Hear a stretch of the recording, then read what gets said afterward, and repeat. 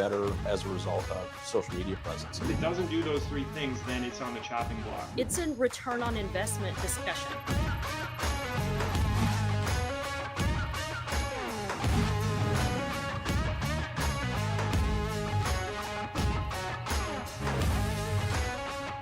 Hey everybody, welcome to another edition of the Daily Dealer Live. I'm your host, Sam Dark, and back with us today is Yuli DeMartino. What's up, man? Welcome to Happy the to show. be here. By the way, back with us is not right. I missed Monday. I felt terrible. I would have loved to have been here, and you guys absolutely crushed a cool convo with Cliff and the other guests. And obviously, as always, for those joining our live stream, we're live across all CDG social media platforms, all of them. Post your comments into the stream today because they do change the trajectory of the show. And what a show we've got today. Nissan and the turnaround in progress. We've been long talking about that as a topic of conversation on the Daily Dealer Live. We've had Vinay Shahani on the show. Well, today joining us is Tiago Castro. It's exciting. Vice President of Infiniti Americas. He's fresh off of a dealer meeting in Vegas and promises to be a fascinating conversation on all things Infiniti. So we're excited to be there with him. Also, Dustin Schuler, Marketing Director at Bud Clary Auto Group. Yuli, he's going to expose AI. He's going to show us what is up with AI in his world and expose some tips and strategies to make it go from harmful to helpful. And finally, up today, Anna brings some tips on closing out the EV rebate era. Including, by the way, there's a dealer with a countdown clock. Is that helping, hurting? And what's awesome. Next after rebates end? But first, Yuli, let's dive into today's headlines. Let's go. All right. According to a new survey by Cox Automotive, overall car shopper satisfaction has risen from 60% in 2016 to 68% in 2024. Yuli, that's a big jump, 8 points. But it's also interesting to me. I would expect much more. I'd expect higher satisfaction. The improvements have come from steps like test drives, financing, and negotiations, which are making the process smoother and less stressful for buyers, according to Cox. But Cox points out the main pain points remain. Trade-in offers, F&I product pitches are still where customers feel the most frustration and doubt. And dealers who improved satisfaction last year saw profits jump nearly 90% compared to just 49% of those who didn't move the needle. So the secret sauce is focusing on it. What's the big picture here? Car buying satisfaction has improved, but dealers have gaps to fill. And we will be here covering the filling of those gaps. Next up today, U.S. Ambassador to the EU, Andy Puzder, told Fox Business that the new U.S.-EU trade deal will, quote, help rebalance the auto industry by capping tariffs on European cars and parts at 15%. What does the U.S. get in return? Well, Europe will likely reduce tariffs on key American exports like pharmaceuticals, semiconductors, and lumber, while both sides weigh discounted rates on steel and aluminum under a quota system. Pudster framed the deal as finally leveling the field, but the framework also tackles Chinese trade practices and energy security issues U.S. officials argue are tied directly to auto market stability. What's the bottom line here? Well, the agreement could ease tariff tensions between the EU, but the EU says its staying power will depend on how both sides manage the details in practice. And finally, up today, a new J.D. Power study shows AI-driven in-vehicle features are boosting car owner satisfaction. AI-driven in-vehicle features, with overall tech experience scores rising as dealers embrace smarter climate systems, blind spot cameras, and in-vehicle payments. I haven't seen the in-vehicle payment part yet. Excited to learn more about that. But not every innovation hits the mark. Features like car wash mode leave nearly 40% of owners confused. Meanwhile, biometric recognition and driver monitoring tech are causing the most reported issues. Yuli, before I finish this read, car wash mode. I have a beef. So I drive a vehicle. I'm not going to say here what one. Maybe I will say it's a Hyundai Palisade. So I'm in the car wash, and a couple times I've actually gotten towards the end of the tunnel, and you're on that track, and you try to get it into drive before the car behind you smashes into you. And all the smart stuff on the car these days, it puts the brake on. So you instantly have to figure out how to turn the brake on.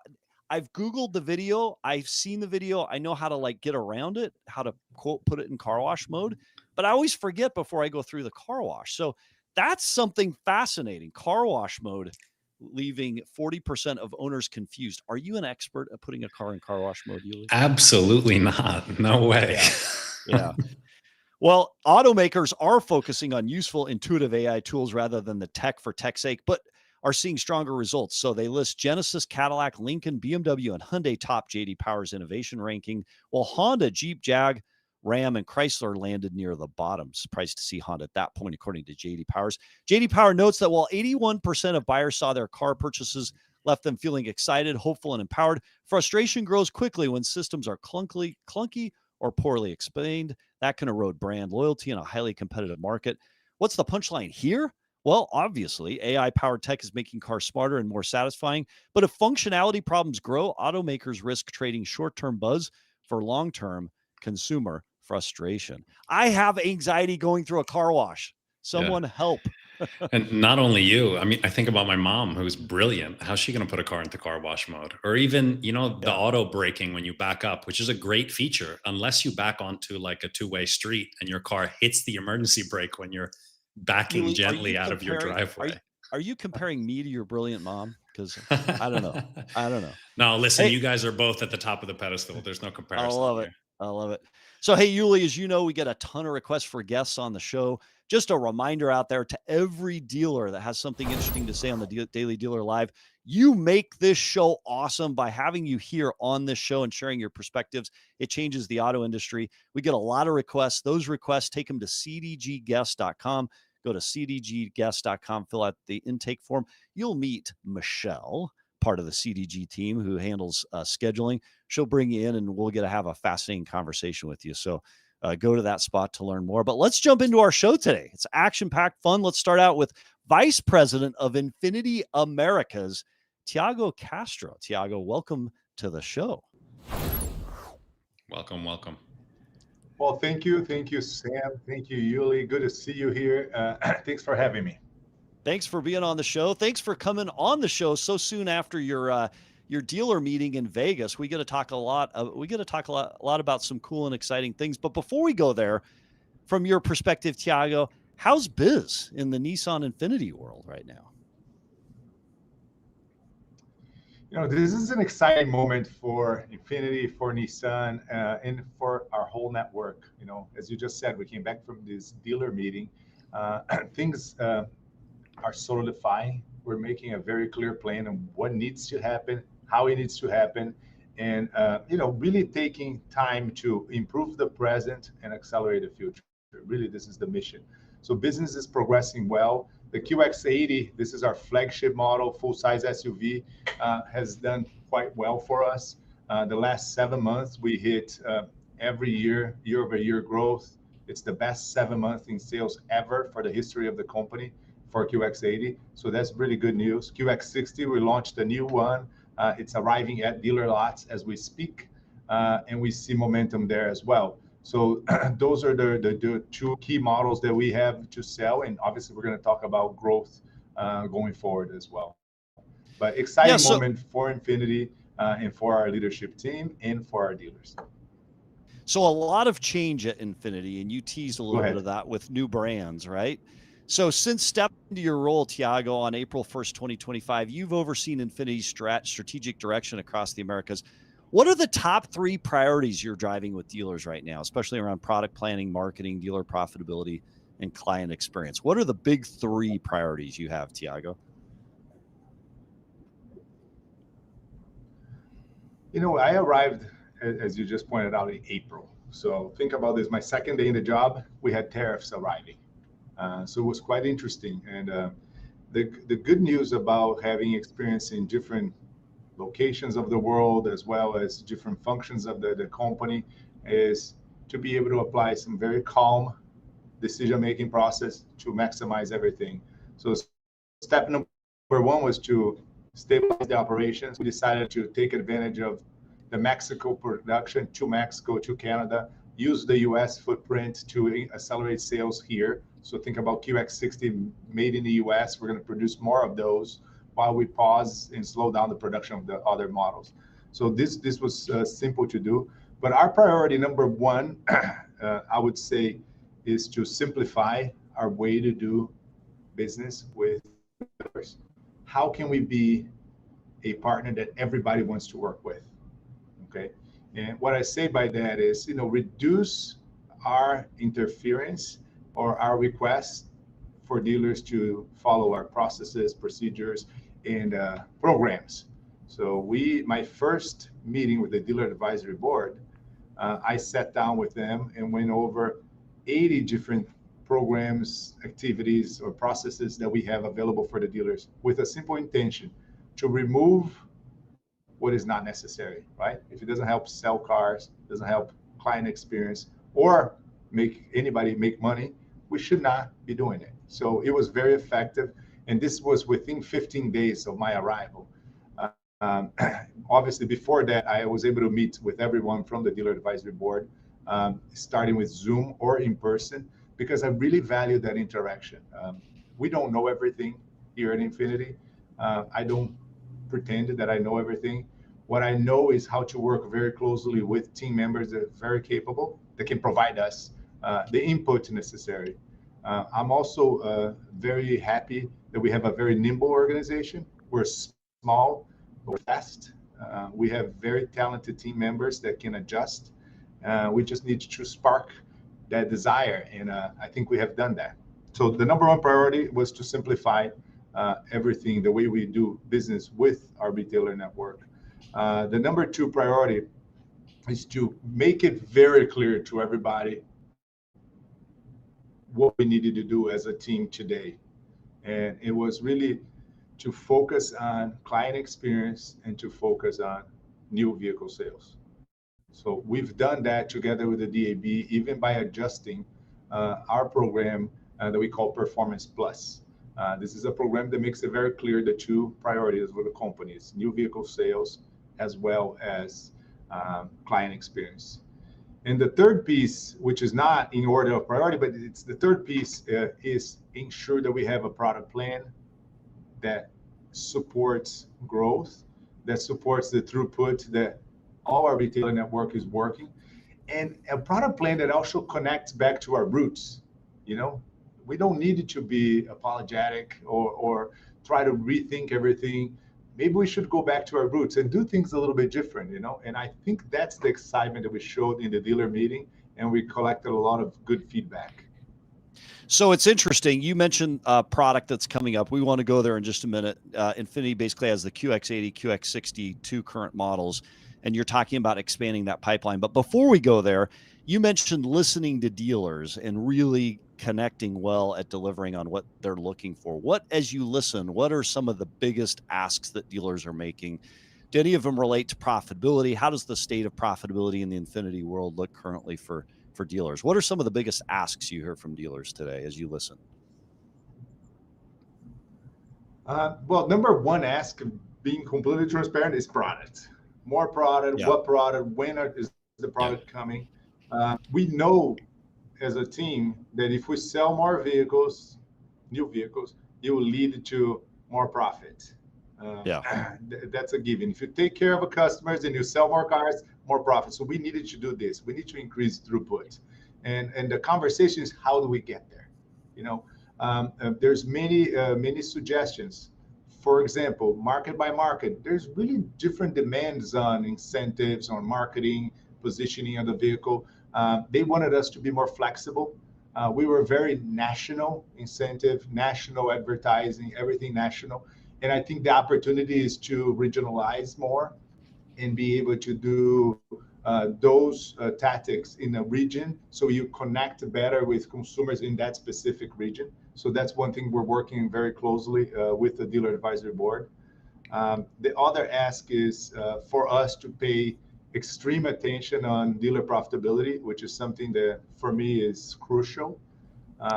If our retailer network, our dealer network is not making money, they will not invest with us, right? So it's very clear to me that that's the number one item that we need to be. In the end of the day, it's output of everything we do, but it's critical output. So it's interesting. Craig Keyes, again, talking about models and inventory and volume production. Craig Keyes, before you took over for him, said he wanted to hit 100,000 units sold by Infiniti in 2025. I don't think he hit that, even came close, if that's correct. What is your volume aspiration, and then what do you have coming up in the pipeline?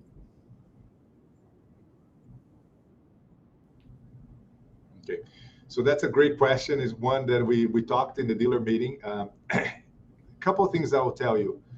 Number one, it always starts with setting the tone and delivering a plan that we can all believe in. What I told to the retailer network is this year we're selling about 50,000 units, and we're going to progress every single day, every single month, every single year to a higher volume than that. Okay, so this is, think about this being the valley, and by 2029, we will be at 100,000 units. I don't want to overpromise, Sam, because it's important for all of us to have a clear understanding of what the opportunities are and what the risks are. So let's make a plan that we all can agree with. What I also said in the all dealer meeting is this: we will launch one product per year for the foreseeable future. I don't want to tell you we're going to launch 50 products and try to combine all the small changes to the one product per year. We're going to do less, but we're going to do very well. And I think that's one of the themes that I heard a lot from our dealers: do less, but do it well. And that's a mission that I'm taking to heart. And our team is really committed to this. And that's the exciting part. It's not just, this is not the Tiago show. This is the Infiniti show. This is when we go to market together with our retailer network and we win as a team. So talk to us about that product, and you've teased it a little bit. Right now, you've got the QX80, you've got the QX60. When you think over the next 2 years, what does the product rollout look like? And how quickly can dealers expect to see a significant amount of that inventory to expand the product lineup for Infiniti? Yeah, so the product lineup is this. Today, we obviously have the QX80 and the QX60. They're new, they're accelerating, they're growing, gaining momentum. We have the QX50 and QX55 still in dealer showrooms across the nation, and that production ends in December. In the spring, we launched the QX65. This is a fastback crossover that looks phenomenal. And if you haven't had a chance to see one, we just introduced in the Monterey Car Week the monograph, QX65 monograph. It's a concept car, but it gives you a very good sense of what that production vehicle will look like. As you can imagine, we're very close to that production. The cars are here, we're driving, we're testing them. So that vehicle positions Infiniti in a really good segment. This is we call the D crossover segment, which is the biggest one in the market.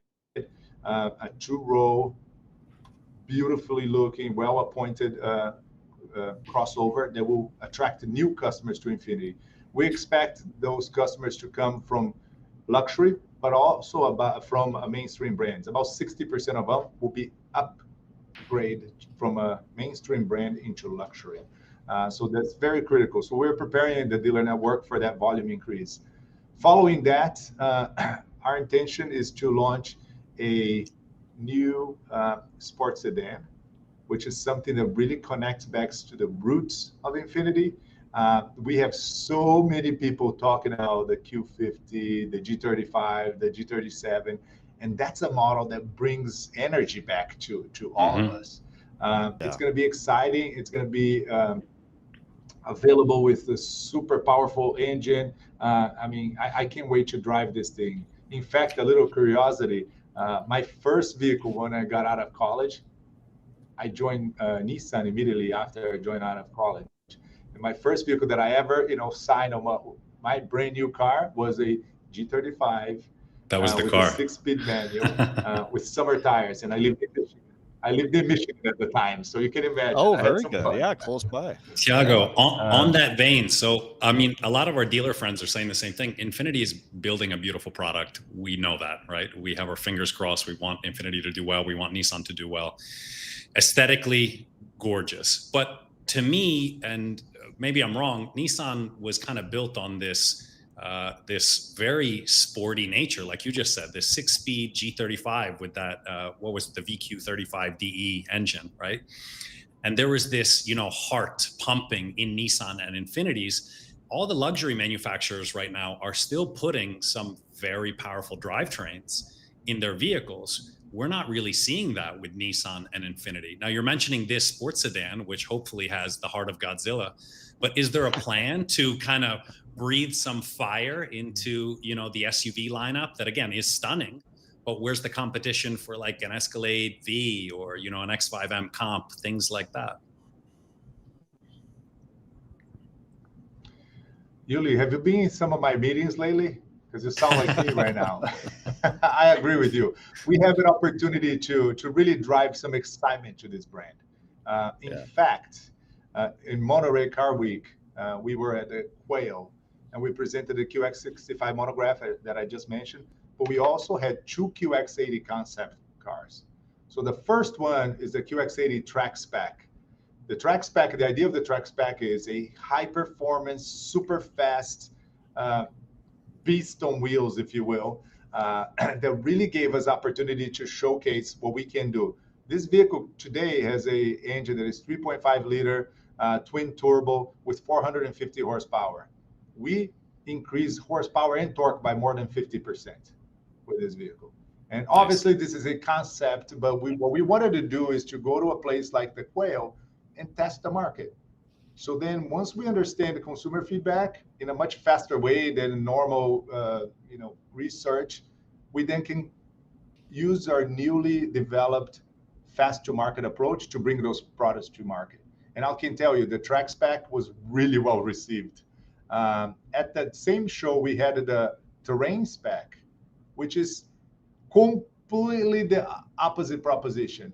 Think about a off-road overlander vehicle, going through Colorado roads. You want to take off into the snow a little bit and come back, but you still want to land in downtown Aspen in style. This would be your perfect companion. So two different propositions, two different alternatives for consumers. We tested the market. In fact, I had the honor to present those also to all the retailers in Las Vegas. And then we did a test, a voting. I asked everybody to vote. I want everybody to show and tell me which one do you want. I mean, assuming that we have to choose one. Maybe we should have both, but assuming that we have to choose one, and we got some really excellent input, and we're ready to go. So I'm with you, Yuli. It's we need to bring some passion to everything you do, not just the product, but also to the products. And this is the opportunity that I have to do this. And I can tell you also that we have full alignment across the globe, from the global CEO who joined us in the retailer meeting last week. Our global CEO was there, and he wasn't there just to show up and say hello. He was presenting the Infiniti business meeting. He was presenting the all Nissan and Infiniti meeting. He sat with the dealer advisory board of Infiniti and the Nissan dealer advisory board, took questions, and incredibly in the Infiniti business meeting, he sat with us in the Q&A as well. So him, our chairman of Americas, Christian Mounier, who you probably know well, and obviously Vinay Shahani, who has been here in the show as well. Full support. We're fully aligned. We understand that, in order for Nissan Global succeed, we need a strong Infiniti brand, and we're going after this as one team, leadership and the retailers together.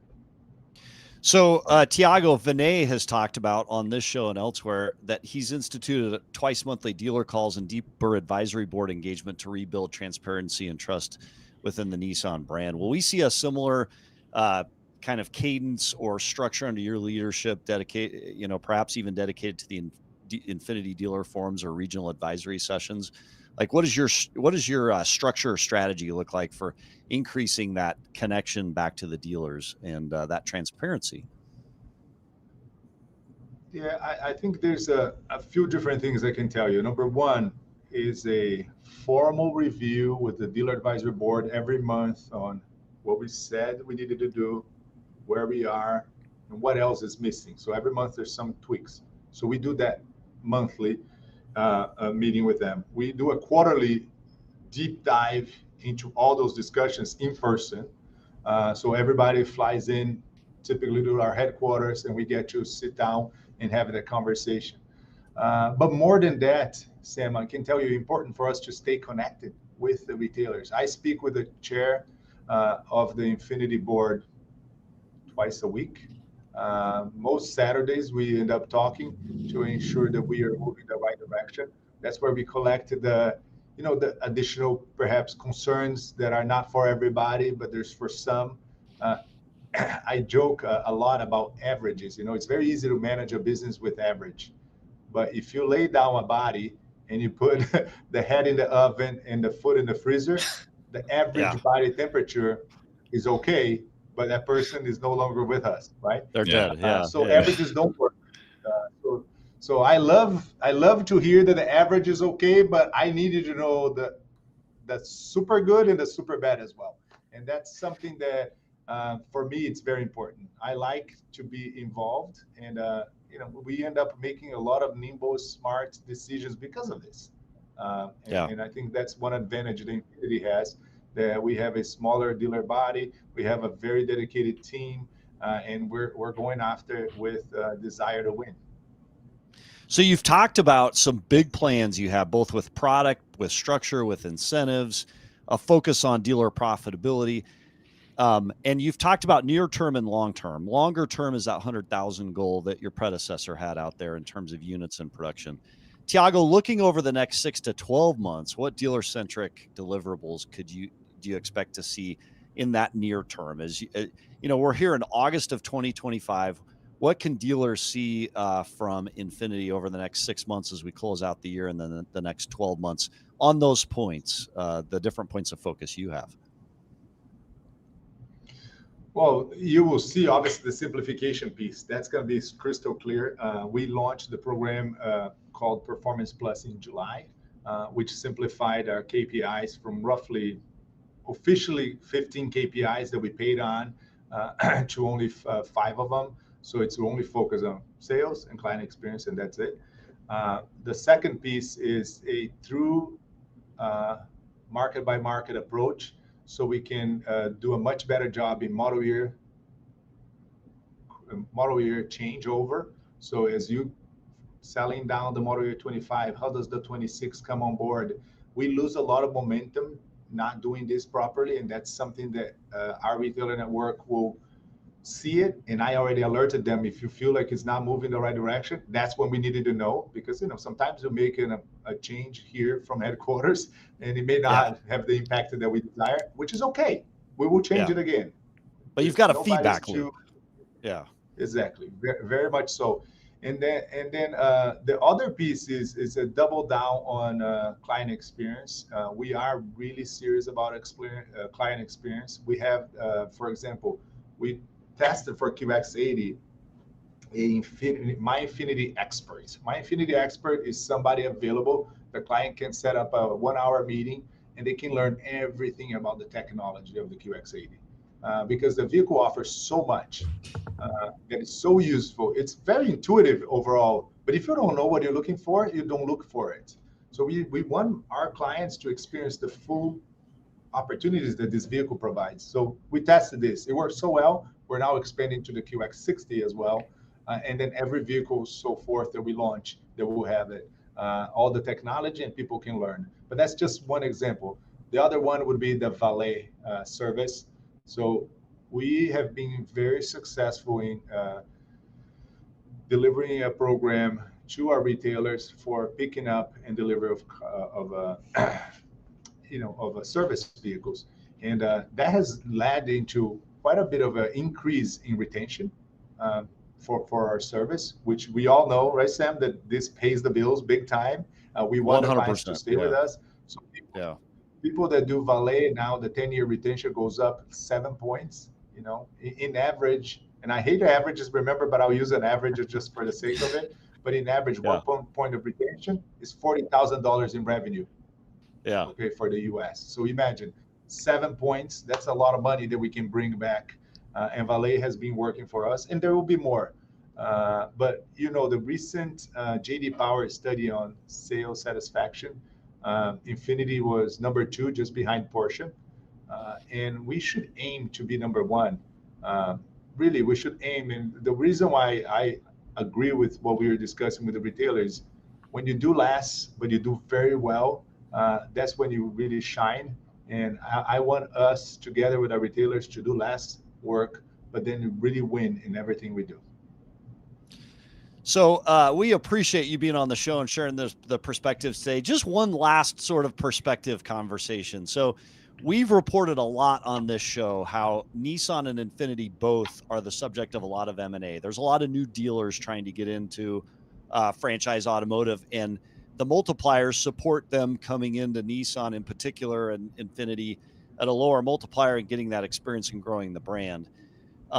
What would you say to dealers either looking to get in or get out as it relates to Infiniti in the future? Like, you've got big plans. You're making a lot of changes from transparency, from feedback loop to dealers to product lineup. The future at Infiniti does seem bright. To dealers looking to get into the business through Infiniti or Nissan and or out, what would you say to those dealers about the next many years under your leadership, Tiago? Let's say you're in that position for 20 years. What do you say? Well, buy low and sell high. How about that? So there you go. It's time to buy.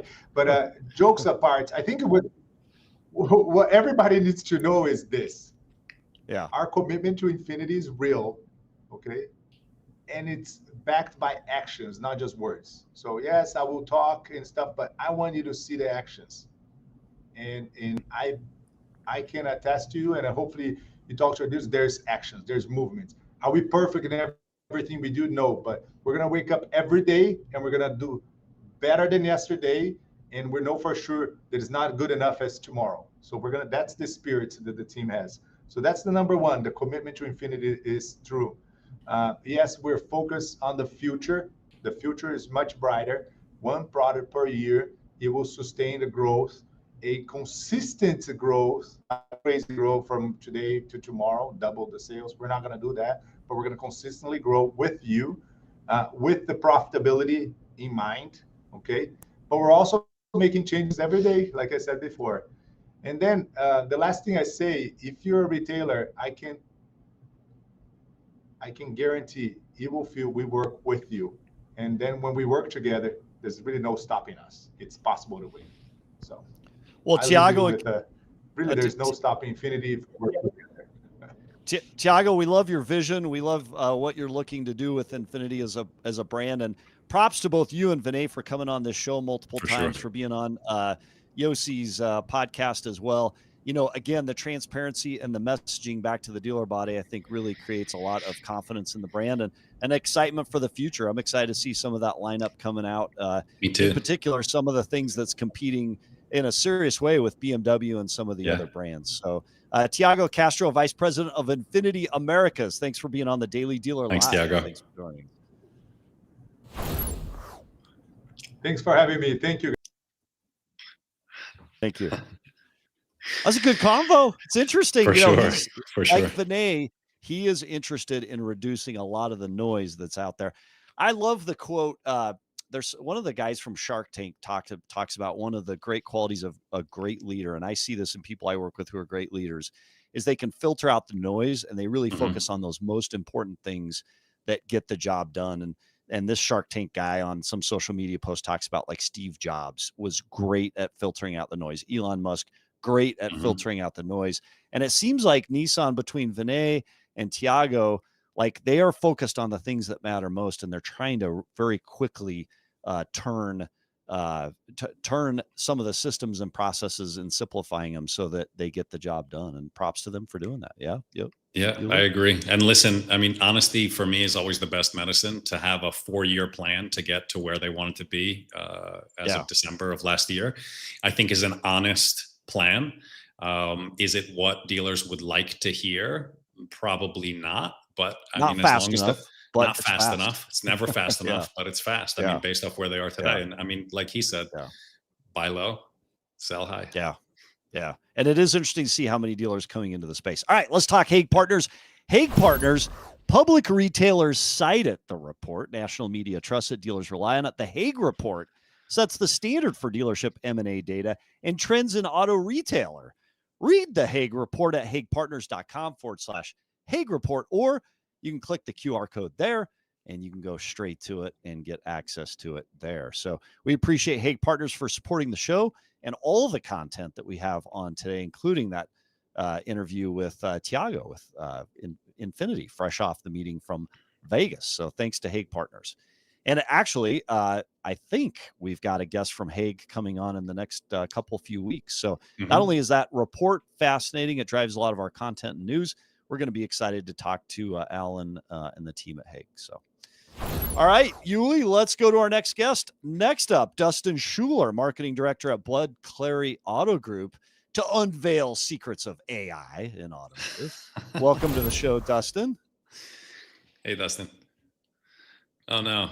Dustin was just getting ready to tell us all of these secrets. I have a very strong opinion, or rather prediction on where things are going to go. So hopefully they get him unmuted quickly. You have a strong prediction about AI. Yeah.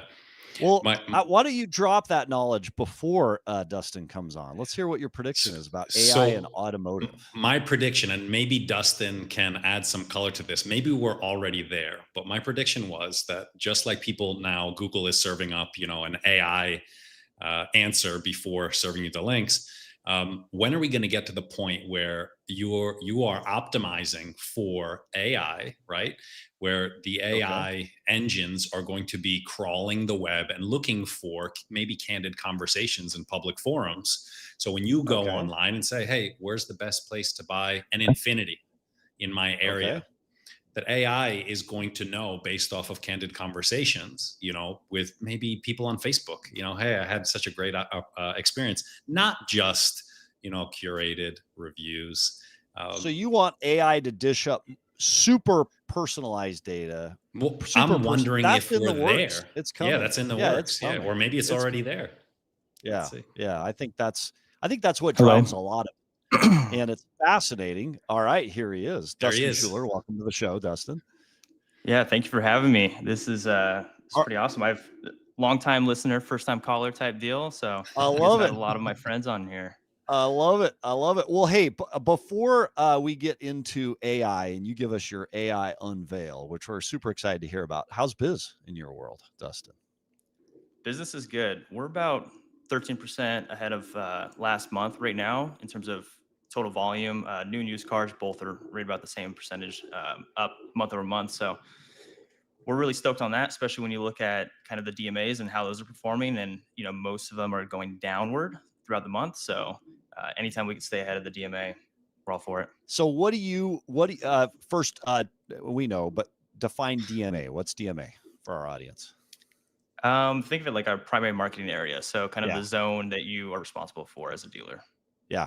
Now you've got a lot of different brands. So I'm just going to cite some of them. Which ones are you most associated with? Which ones do you work with, Dustin? Or do you work with them all? I work with them all. For the most part, some of my favorite ones though, I'm going to say I do have some favorites, and I would say that would be Subaru and Hyundai, of course. You can't have great partners for us. But where does Infiniti land in that, Dustin? After Tiago, we actually don't have an Infiniti store or a Nissan store, but I do have a Nissan 370Z drift build, so I'm very passionate about the brand. So it's definitely exciting hearing what they're saying, about the new models coming out. All right, so to pull the thread you gave us on the, so you say you've seen an increase, you're beating the market, you're beating your market area. Is there one or two things you can point to in August of 2025 that's helping you to exceed production over everyone else right now? I would say, more effective merchandising. We're doing a lot of automation in terms of how we photo background our vehicles, and also the descriptions that go into those vehicles as well, which helps us on third-party sites and also ranking in Google. And then also process changes for sure. Being able to go back to the basics, focus on what's important, and being able to serve our customers a little better. Okay. And what's an example of a background or optimization that you're putting in like that from the merchandising standpoint? From the merchandising standpoint, having consistent backgrounds and also the lighting and things like that. So there's a lot of different creative ways you could go about it, where you're actually able to color correct the photos before they get sent to the websites, and also reduce the shadows and glare that's on the vehicles. So you look consistent across the board, and you don't look like a buy here, pay here lot that just got off the Sure. ground or something like that. So having proper merchandising and looking like a professional dealership that people want to work with, it's in our best interest as a dealer. So we've been attacking that consistently, especially across. I mean, I've got 14 stores, so at scale, it's difficult to do, but it pays off. So in the photo world, just drop props to is there a technology that you're using in the photo world, or are you just going old school with cameras and just doing it in a more professional way? What is there a product out there? Well, actually, we've been transitioning to VinQ, which has been able to do it for us, automated. We've had some other vendors and other programs we've built internally to be able to do it as well, but this just makes it so much easier for us as a group. Have you tried doing it on your own? Just didn't work, and that's why you went this way, or what's the ROI of using a tool or a technology versus a more manual approach with like a Vin solutions and whatnot? So we've done it ourselves. There's some free GitHub sources and things like that you're able to use, and then you have to set up automations with Power Automate or Zapier N8N, something like that. Um, but we've noticed that that creates opportunity for things to break, and so having something that's kind of set in stone, you might have to Mm. pay for it. It helps out because you don't want to have 100 cars that don't have photos or something like that, or something's broken, or Yeah. accessories that are cut off, spoilers on Subarus, things like that, or ladders on trucks, things like that. So let's talk AI and marketing. We teased it, and you're ready to unveil it. So how are you already using AI to streamline dealership workflows in your business and in your dealerships? So for a long time, we've been automating vehicle descriptions, and that's helped us stay consistent, have descriptions for our vehicles, including dealership contact information, address, phone number, and things like that, which is one of the check boxes for the algorithms on a lot of different third parties, helps you rank. So people actually see your cars on the page 1 versus page 5, which nobody's going to go to. And Yeah, then you're in dead on addition to that, 5. yeah, we've been we've been automating other things that may not be customer facing, but examples would be corporate email blasts and things like that going out to employees and stuff. And really, it's been cutting down our time to market in terms of graphic design. Being able to push out multiple different graphics, try them out in different markets, and not have to pay a Fiverr or bog down your internal graphic designer. Okay, so when you say Fiverr or internal graphic designer, Fiverr is a gig site where you can actually go Yeah. and hire somebody for gig to do a jingle or do a one-off advertising campaign. You pay a few $100 and they take care of you there. So is there a technology or a tool that you're using to better to speed up your time to line on the advertising and marketing piece? Well, with ChatGPT 5 coming out rather recently, I think that was about last week. Mhm. We've been seeing really good results using that product. In addition to that, VO3 from Google has been able to create videos and stuff for us. They're about 8-second clips, but you could string them together so you have full scenes. Which, as you guys know, with production, the cost to be able to do something, it's staggering, especially at scale. If you have to do times 14 or something like that, Yes, even yes. voiceovers could cost you a lot of money. And so, tools like 11 Labs for $11 a month, $10 a month, it just pays off, very quickly, especially as you're able to do things so much faster. All right, so this Google V3 thing, and then we'll get back into pure automotive. This is interesting to me. So I heard about it first. I was at a Reynolds gig listening to some best practices. My friend Yuri from Fox Motors showed this to me. I'd never seen it before, right? So it's called Google V3. Is that what it is? For anybody out there that wants to VO3. VO3. So Google, Yep. Google it, VO3, and it can actually create videos, AI Mhm. driven videos, very quickly, very Very quickly. inexpensively, high Mhm. resolution, and it can do it based on a description or an existing photo. And that's what's driving a lot of the photos that you're seeing all over the place right now. Correct? Correct. Yeah, no, it's definitely exploded. You're seeing a lot of different people using it for memes and other things like that as well. It's getting pretty scary. There's a new company. Well, I guess it's not new, but they've been progressing rather rapidly, and that would be Higgsfield AI. And they're able to create existing scenes, be able to add props to them. So if you wanted to add a car or something like that, you're able to do that where it's actually driving and looks like the actual vehicle versus just a mock-up that AI was doing, say, a year ago. And then VO3, it has voiceover capabilities built into it and sound effects as well. So your time to live is very short. You don't have to go through and be able to edit all these things in or pay for them and stuff like that. Um, So as a built-in cost, maybe $100 a month or so, it's not bad. If anyone wanted to see the results of this and how you're using it, is there a website they could go to check it out and just kind of see the net end result? I mean, I'm sure you could find some stuff on our, Facebook market, our Facebook ads library. There's other publicly available stuff such as our YouTube and social media that you could see that on. So you've talked a lot about AI tools and using for search, for automotive search, listings for vehicle sales. With AI tools like Copilot changing how people search, how should dealers rethink SEO in our current day? Well, I think most dealers aren't really thinking about SEO, and they haven't been thinking about it for a Mhm. long time. And so this is going to make it a big priority for a lot of dealers to, invest into SEO and also invest into proper SEO, because a lot of the cookie cutter SEO stuff that you see, you'll find that there's a lot of duplicate content or content that just doesn't work. You could easily find out using Google Search Console or your Google Analytics, being able to see if the page is at least indexed on Google, and then also, is it getting impressions? Are people clicking on these blogs and content that you're paying for every month, especially if you're paying for SEO as a subscription?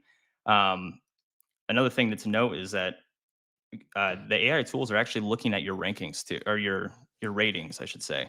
So your Google business profile, what is your star rating on there? Because that will be served up in those search results. How you look on Dealer Rater and these other third-party websites for ratings, these do come into effect. But on So the is Copilot, go ahead. No, I was just going to say, so is there a hack if it's considering these elements and how it dishes up the results? Is to better your placement aside from just getting the best reviews and rates?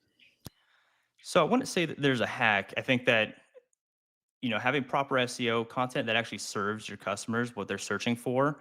If you're getting customers to land on a page and they're bouncing instantly, it's likely that the content doesn't serve what they're actually searching for.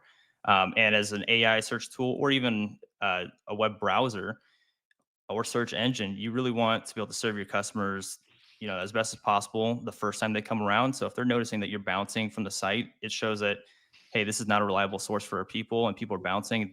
Their whole job is really they want you to stay on their platforms and use their platforms consistently. So you get rewarded if you have content that actually serves the purpose of what those searches are. And so I think that as dealers, we should be creating thoughtful content in SEO and not just checking a box. But there are some tools that you could use. There's free extensions for like Google Chrome, for instance. View rendered source is actually a Chrome extension you could use where you could see what the AI crawlers are actually seeing. And so there's a difference between what's on your page and then what they're able to see. A lot of our third party tools, scripts, images potentially, you'll notice that some of those aren't being picked up by these AI crawlers, which might be the exact thing you want to show up in the AI crawlers. So That's it's definitely fascinating. So something. what's the That's extension interesting. called that you use in Chrome It's that called view rendered shows source. that? Viewed rendered source. So that's Yeah. Googleable, downloadable, attach it to your Chrome browser, and you can see what AI is going to look at. So you've mentioned a customer who leased a Jeep Wagoneer after using, let's say, Copilot as an example. That's the Microsoft AI tool. What did that teach you about where search is headed? Yeah, this was a very special case because I mean, it's not often that you actually hear from a customer like this is exactly what I did to be able to find you. And so we were actually able to get the full prompt. And so they basically asked, I wanted to lease a Jeep Wagoneer S EV.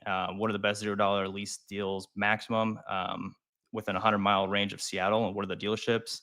And then also asked for the first initial text. And so as part of that, it taught us how people are searching and kind of confirmed our biases, and then also taught us what is serving up when customers search that way. So your website will actually give them kind of some details about you. And so it said for us that we have good EV lease support, and then also showed that we had a $359 a month lease for 24 months, 10,000 miles a year, all those details, and then a breakdown of the cost that would be associated with it. So total cost of ownership, what the difference is potentially if you were to buy it versus leasing it, and then additional perks like a rebate on home level 2 chargers, things like that. Um, and so it was really interesting. And so I have heard different stats, in terms of like AI adoption being such a big thing and progressing in terms of like what the masses are using. I know that Google, as of April, started losing market share. Like people were searching less on Google, which is Yeah, they're alarming. going to Chat GPT, right? They're And going to Mhm. using that as a ChatGPT, search engine. Copilot, Yeah, yeah. Gemini for Google, Mhm. and uh, one other like really staggering statistic for me was in Sequoia Capital's call. They had an Ascent keynote. And I think this was in May, and it was about 1.5 billion AI app downloads worldwide. So they're just citing just how much people are using it. So even people that could barely use a smartphone are actually downloading these apps and using them, and using it as their personal therapist or asking questions. We see Scary. it on the yeah, we see it on the dealer floor. Crafting emails to customers, things like that. Like, help me rewrite this thing for as I'm sending it out to a service customer. Um, and so seeing that, it's made it a big focus for us, making sure that our websites are crawlable by the AI search or AI tools.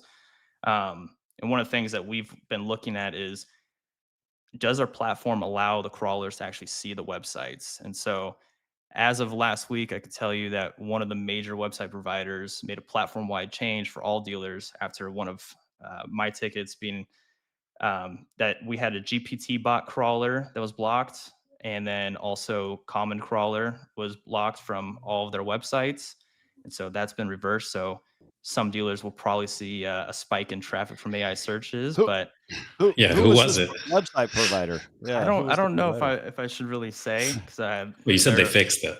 they did fix So, it. I could say that, but so let me ask you, Dustin, what would their incentive be to block the AI? Do they think it guides more traffic directly to the site by not having it go through AI, and so just not knowing they blocked it to prevent that from happening? if I had to guess, it was probably automatic based on just server load. And so it does cost them money, obviously, when bots are crawling their websites and things like that, Yeah, especially how often they're doing it. Mhm. yeah, And so it was kind of a training moment for them, being, because it was GPT bot and common crawler bot, which are actually sites. I mean, they're indexing it for learning materials. And so yeah. it wasn't actually the specific one used for serving up content. But as a dealer, especially now, we want to be in that training material. We want to be the first ones Mhm. to show up and things like that. So it's super important to be there.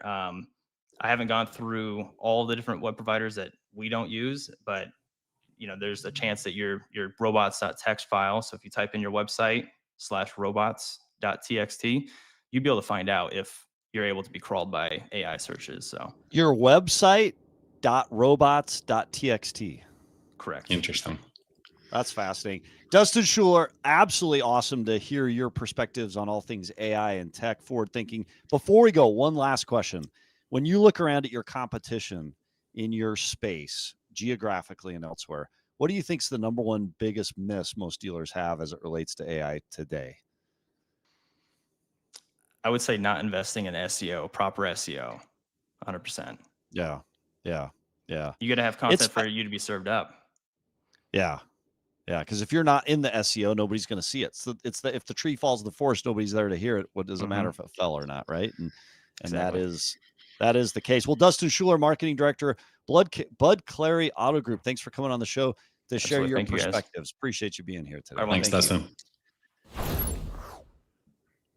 Oh my gosh, that's fascinating. It's Always interesting. learning all I've seen sorts of that. stuff. I've Yeah. I've seen that Google tool, and that Google video and audio generation is just very, very cool. I And watched a woman these- pet her pet shark this morning using right, that. right. And I think there's the AI one of like Shamu eating like a trainer or Yeah. something. Like there's some It's truly crazy stuff, but it does a really good job of generating those images. And I Scary expect good. before long, as automotive understands the power of it, they're going to spread that more evenly across the space. We're going to see a lot more of it. So last up today, let's bring on our correspondent in the field, our head of editorial content, Anna Del Villar. Anna, welcome to the show.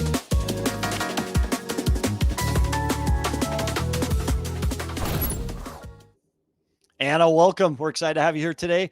So, Anna, the clock on EV rebates ending is ticking. It's just weeks away when the EV rebates fall off.